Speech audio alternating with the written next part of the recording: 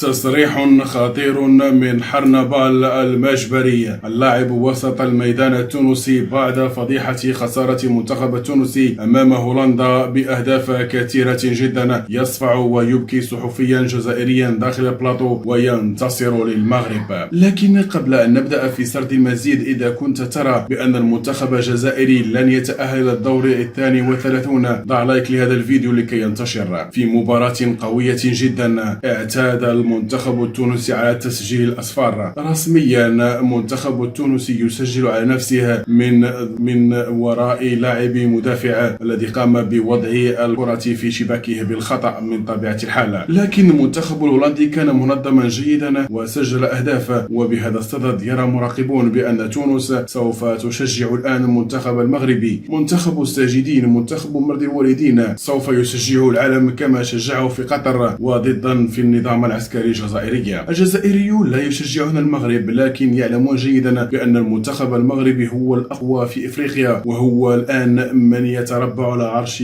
كرة القدم في القارة الإفريقية، وهو من بين الأوائل الذين تأهلوا إلى الدور 33 بعد فوز على هايتي ب4 أهداف مقابل 2 ينتصر بها لكل المغاربة.